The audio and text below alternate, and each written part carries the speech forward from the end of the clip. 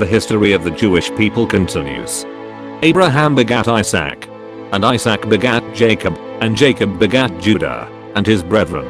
The promises and covenant given to Abraham were given also to Isaac and Jacob, as seen in Genesis chapters 26 and 28. Judah, the son of Jacob, had the honor over his 11 brethren, in being the progenitor of the one who had been promised from the beginning, the Messiah, the King of Israel. The name Jew came from Judah, but was ultimately to be applied to descendants of all the tribes of Israel. Drought and famine came to the land of Canaan, and threatened the family of Jacob, whose name God had changed to Israel. Through circumstances related in Genesis, they found refuge in Egypt, where they increased abundantly as stated in Exodus. But the people of Israel were fruitful, and increased greatly. They multiplied and grew exceedingly strong, so that the land was filled with them.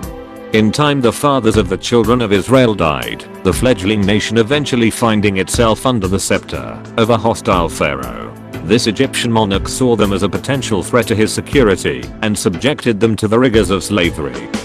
Finding them tenacious survivors, Pharaoh increased his oppression and put plans into motion, which were intended to cripple them as a nation.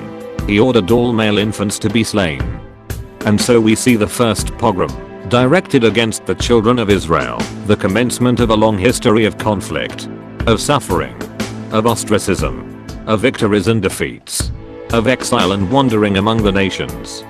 Though so briefly stated, surely the viewer can recognize this as a remarkable phenomenon. What other nation is there like Israel? What is it about the Jews that has made their experience unique among the nations? It cannot be explained in terms of the laws of nature, nor can it be put down to some special characteristic inherent in the people themselves. Who can explain it? Can the political scientist? The sociologist? The agnostic or the atheist? No, there is but one explanation, and that is the one given in the Bible. Moses testified, "Lo, it is a people that dwell alone, and shall not be reckoned among the nations." The nations throughout history have sensed this separateness of the children of Israel, though they have not understood it, and they have resented the Jews for it. Many have been the attempts to either destroy or assimilate the Jews. None have succeeded. But so far as the Jews themselves are concerned, for the most part they have wished it were not so. Their desire to be like all the nations was manifested early in their history. Moses, foreseeing this, protested with them in the wilderness, because this desire ran counter to the purpose of God with them, namely, that they should be a channel of salvation, leading the rest of the world back to God. On their coming out of the land of Egypt, Moses had declared this purpose to them. "Now therefore, if ye will obey my voice, ye shall be unto me a kingdom of priests, and a holy nation." Being repulsed by the manifestations of divine power on Mount Sinai, during the giving of the 10 Commandments, they pleaded with Moses, "Speak thou with us, and we will hear. But let not God speak with us, lest we die."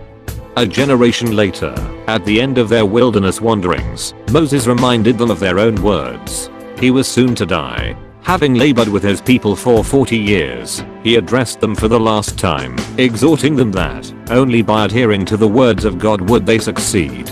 What were they going to do when Moses, their faithful leader, had gone? Had they not preferred to receive the word of God through Moses, rather than by direct divine manifestation? Indeed they had. Who then would succeed this familiar father-like figure? Moses spoke of the coming deliverer. "The Lord thy God will raise up unto thee a prophet from the midst of thee, of thy brethren, like unto me. Unto him ye shall hearken, according to all that thou desiredst of the Lord thy God in Horeb, in the day of the assembly, saying, Let me not hear again the voice of the Lord my God, neither let me see this great fire and more, that I die not."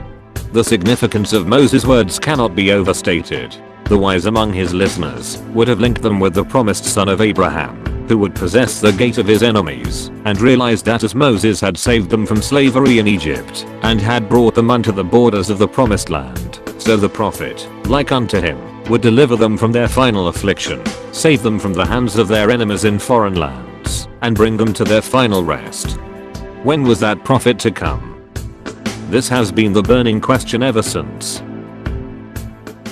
Thank you for watching. Subscribe to get notifications of new videos. Like, share and comment below.